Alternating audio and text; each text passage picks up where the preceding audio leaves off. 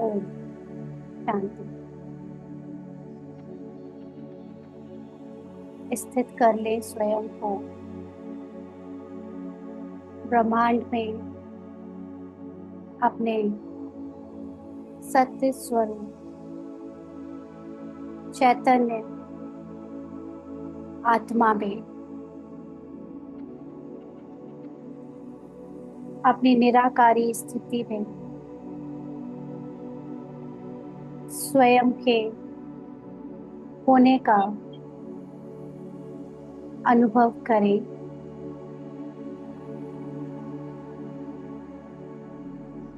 समस्त ब्रह्मांड में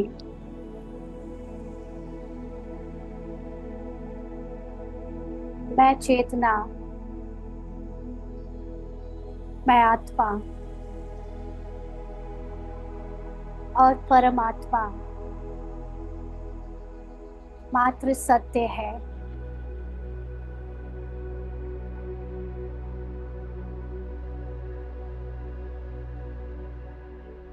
और बाकी सब कुछ जो भी इन आंखों से देखा जा रहा है,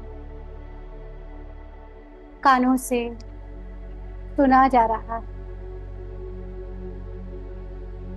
शरीर और मन के द्वारा महसूस हो रहा है,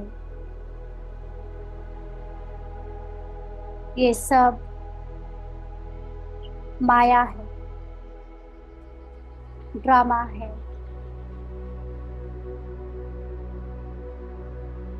असत्य है।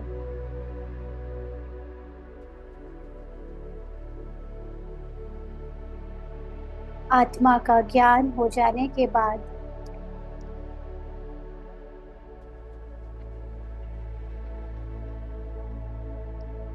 ना तो मुझे लाभ की कोई इच्छा है, ना हानि की कोई चिंता है।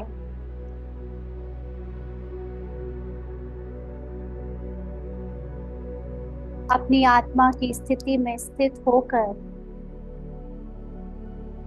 मुझे ना परमात्मा से कोई कृपा मांगनी है,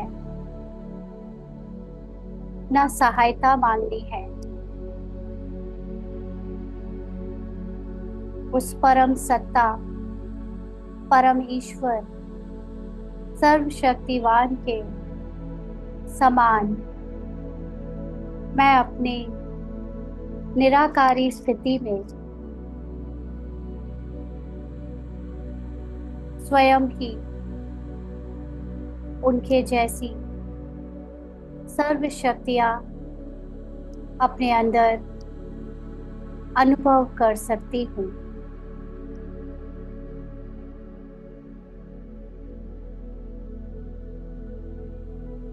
मनुष्य के रूप में अपने को निर्बल,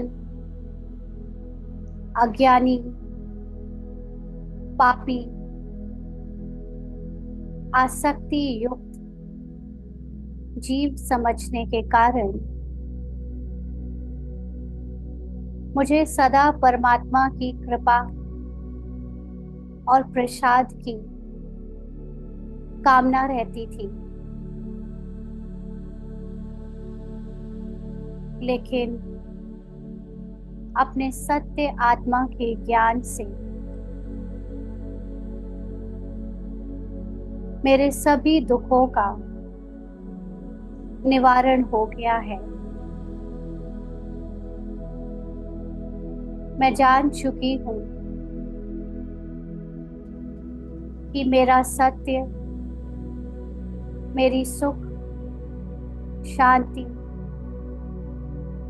और समृद्धि है। शरीर की दुनिया में दिखने वाले अलग अलग किरदार,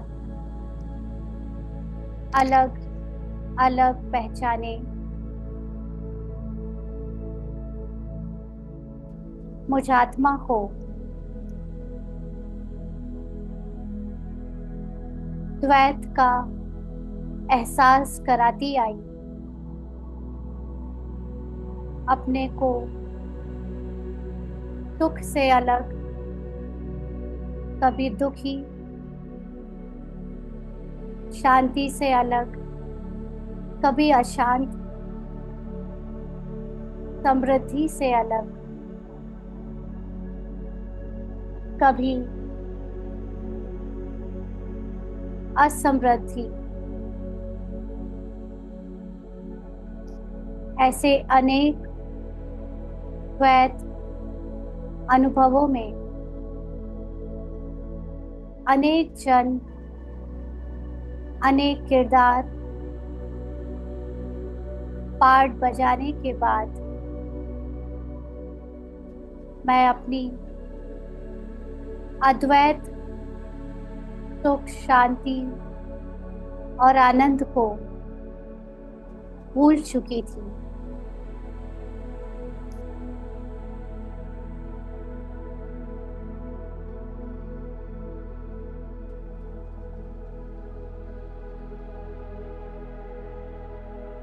मैं ज्ञानी तू योगी आत्मा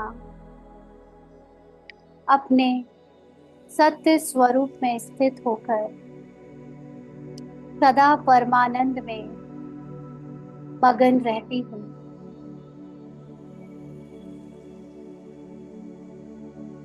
इस मगन अवस्था में शरीर की सभी शूद्र वासनाएं, अहंकार आदि छूट जाते हैं। मैं आत्मा ज्ञान अमृत पीने से शांत और शीतलता का अनुभव करती हूँ।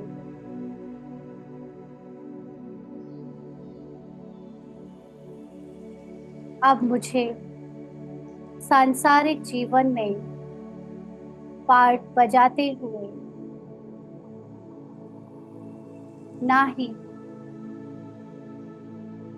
हानि की चिंता है, ना लाभ का कोई लालच है। मैं जान चुकी हूँ कि मैं सदा आत्मा में स्थित होकर महान सुख का भोग करती रहती हूँ। अपने आनंद में सदा मगन रहती हूँ।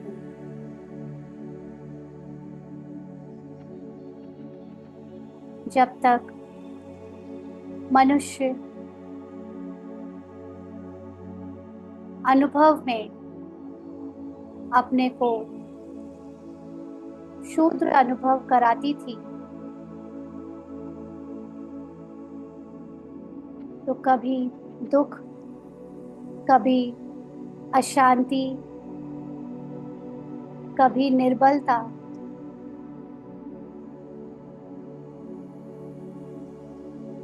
कभी ईर्ष्या, कभी द्वेष, ग्लानि आदि अलग अलग अनुभवों से अपनी पहचान बनाई थी।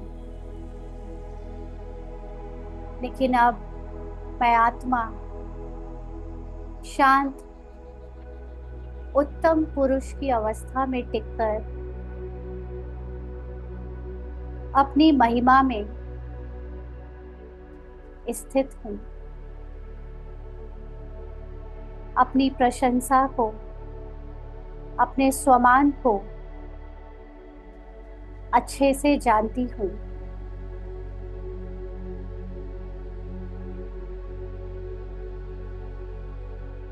दूसरों के पार्ट को देखकर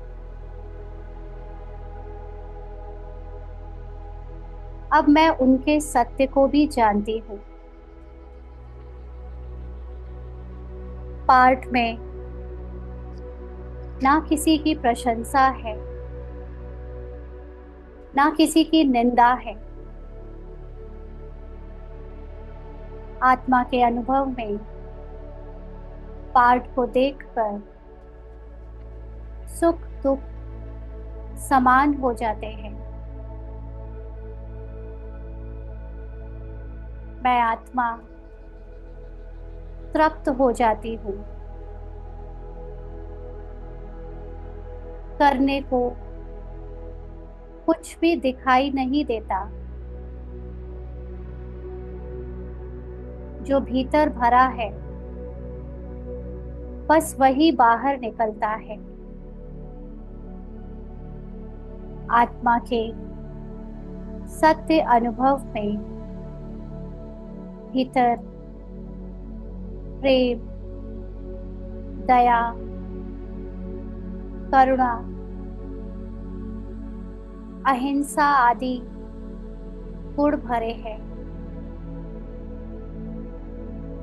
तो अपने आप बाहर पाठ में निकलते रहते हैं। मैं अपने सत्य के अनुभव में टिककर विश्राम करती हूँ।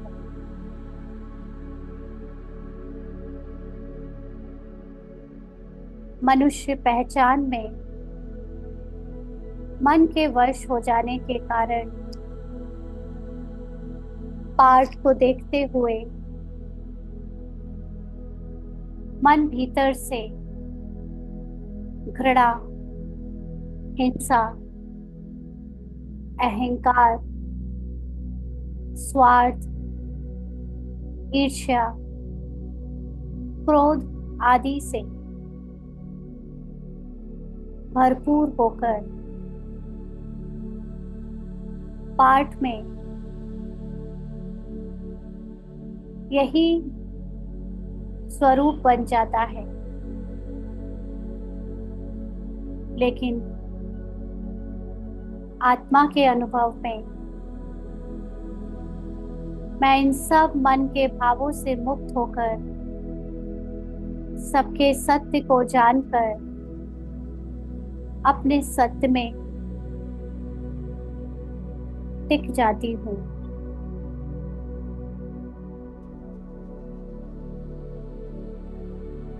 मनुष्य रूप में हिंसा, जिद, निंदा, झगड़ा, छीना झपटी आदि अनेक रूप प्रकट होते रहेंगे। ड्रामानुसार जब तक मन की पहचान शरीर से है तब तक ऐसे लक्षण प्रकट होते रहेंगे। लेकिन इन सभी लक्षणों को देखने वाली मैं साक्षी आत्मा जब अपने सत्य की स्मृति को पकड़कर बार बार अपने सत्य को ही अपने सामने रखती हूँ, तो ये सभी आसुरी लक्षण धीरे धीरे समाप्त होने लगते हैं।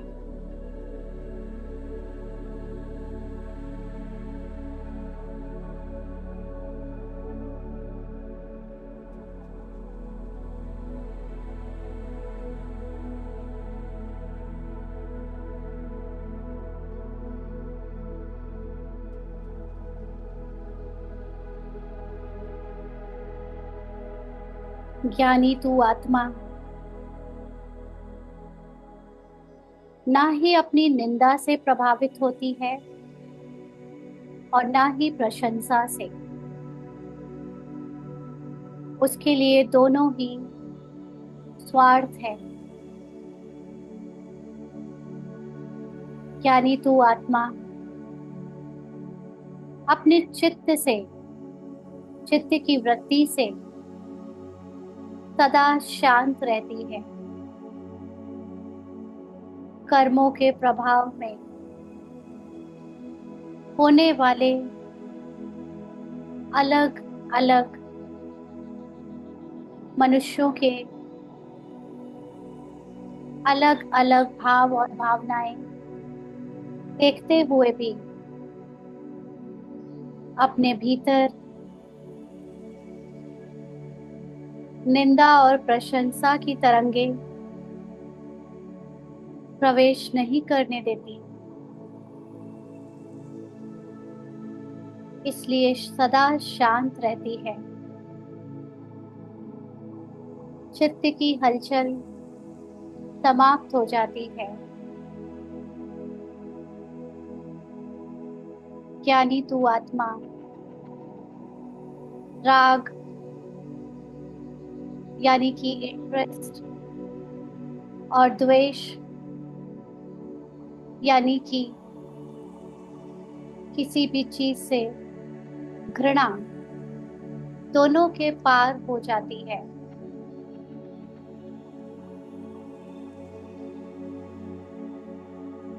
आत्मा के लिए निंदा और प्रशंसा, राग और द्वेष दोनों ही भाव समाप्त हो जाते हैं।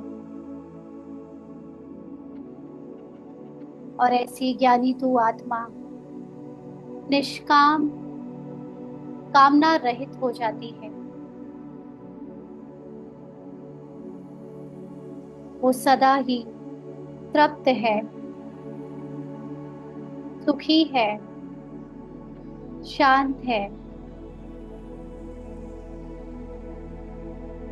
ना शरीर के सुख में वो आनंदित होती है, ना शरीर के दुख में दुखी होती है। वो सबको स्वीकार करती हुई अपनी परम आनंद की अवस्था में स्थित रहती है।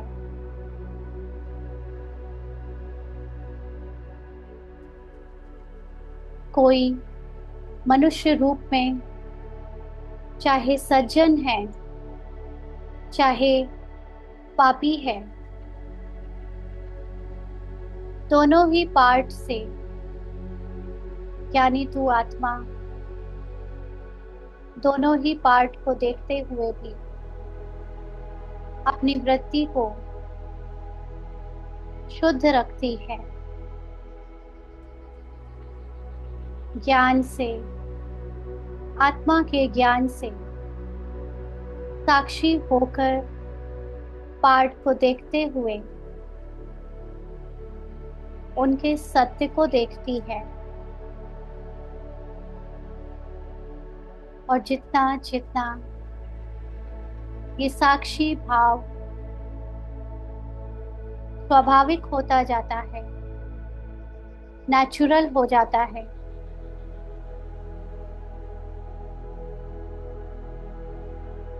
उतना आत्मा के लिए कर्मातीत स्थिति करीब आती जाती है।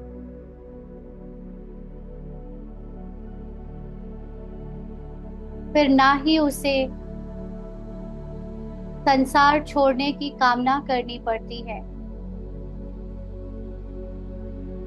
ना कोई सिद्धि पाने की कामना करनी पड़ती है, ना ही वो मोक्ष पाने की कामना करता है। क्योंकि ज्ञानी होना परम अवस्था है। संसार में रहते विदेही बनकर जब आत्मा में स्थित हो जाते हैं और साक्षी होकर जो भी करते हैं वो चेष्टा से नहीं, स्वभाव से करते हैं, आत्मावत होकर करते हैं। तो ये संसार पीड़ा नहीं देता, ये संसार व्याकुल नहीं करता। इस संसार में कुछ भी बदलने को नहीं रह जाता।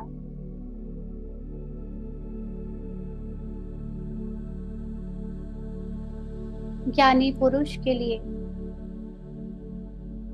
संसार के प्रति कोई द्वेष नहीं रहता।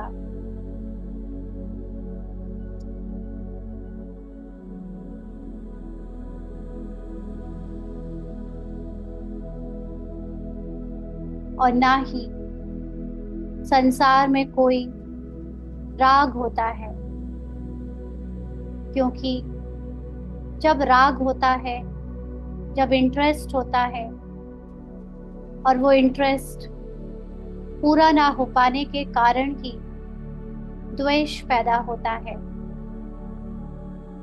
तो राग समाप्त हो जाने से अपने आप द्वेष भी समाप्त हो जाता है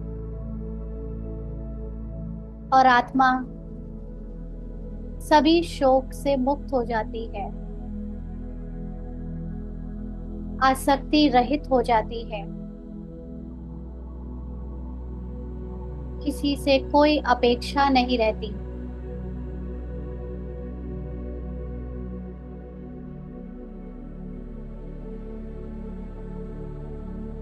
उसके लिए ये संसार अर्थहीन हो जाता है, महत्वहीन हो जाता है। दूसरों के पार्ट महत्वहीन हो जाते हैं। सबके पार्ट के पीछे की आत्मा ही दिखती है। पार्ट दिखने बंद हो जाते हैं। इसलिए सभी इच्छाएं, वासनाएं समाप्त हो जाती हैं। चित्त निर्मल हो जाता है। कर्मेंद्रियां पवित्र हो जाती हैं, शांत हो जाती हैं।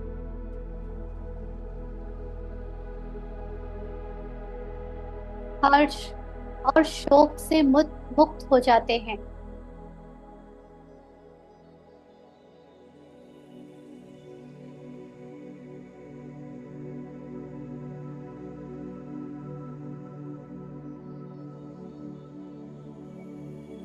सारी दौड़ धूप,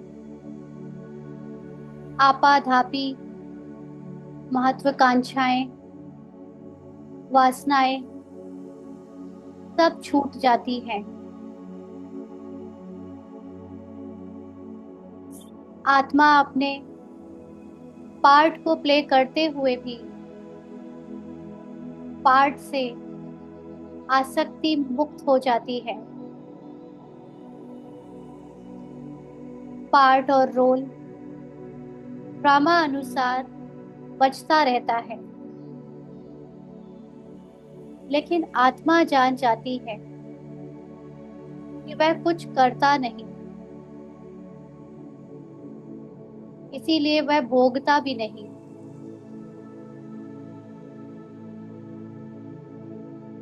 अपने को परमात्मा में, परमात्मा के स्नेह में लीन कर लेने से बुद्धि परमात्मा के कर्तव्य के अनुसार चलने लगती है। फिर उसका अपना मन का कुछ भी रह नहीं जाता। ऐसे जो ज्ञानी हैं, जो कुछ ना करते हुए भी बहुत कुछ करते हैं, सब कुछ उनके स्वभाव से होने लगता है, उनकी उपस्थिति मात्र से होने लगता है। ऐसे निष्काम, निश्चिंत,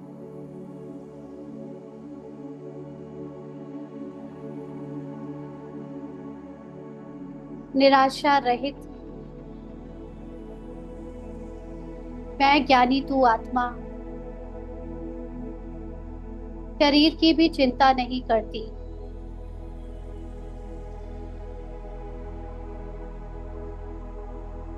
सभी आशाओं से मुक्त हो जाती हूँ।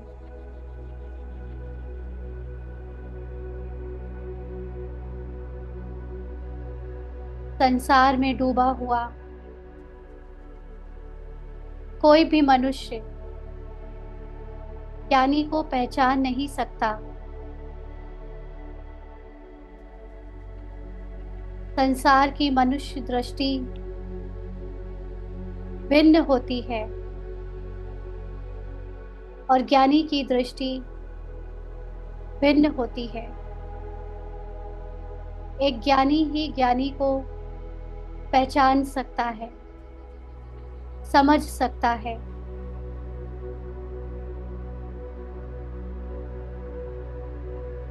संसार में मनुष्य के स्मृति से अब तक हमने पुत्र, परिवार, विषय, वासनाओं की कामना करी। शरीर के पोषण के लिए चिंता करी। शरीर का जीवन अच्छे से बीते, इसकी आशा रखी। लेकिन आत्मा का सत्य ज्ञान हो जाने से ये सभी वासनाएं, आसक्ति, आशाएं, स्वार्थ सब शांत हो जाते हैं।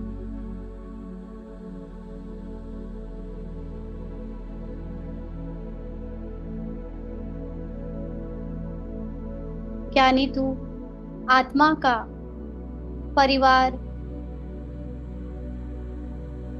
साधन, सबसे स्नेह तो होता है, लेकिन उसमें कामनाएं और वासनाएं नहीं होती, पागलपन नहीं होता। वो शरीर की रक्षा तो करता है, लेकिन रक्षण की चिंता नहीं करता। स्वाभाविक रूप से ही सब कुछ होता रहता है।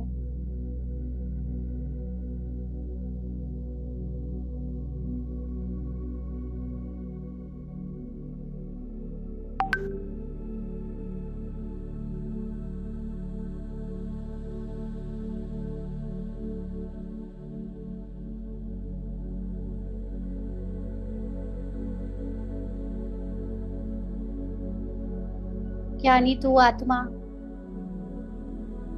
अपनी जीविका चलाता है, लेकिन उसके अंदर अधिक की चाह नहीं होती और न कम की चिंता होती है। वह शिकायत भी नहीं करता कि संसार पापी है या बेईमान है या इतने लोग भूखे मर रहे हैं। ऐसी भावनाएं ज्ञानियों में नहीं होती, क्योंकि वो जानते हैं कि सत्य क्या है। वो अपने भोजन के लिए दूसरों पर निर्भर भी नहीं होते, लेकिन जो मिले उसमें संतुष्ट होते हैं। उनके लिए संसार बंधन नहीं बनता। वो अपनी स्व इच्छा से, आनंद से जीते हैं। उन्हें कोई नियम नहीं बांधता, समय और स्थान नहीं बांधता।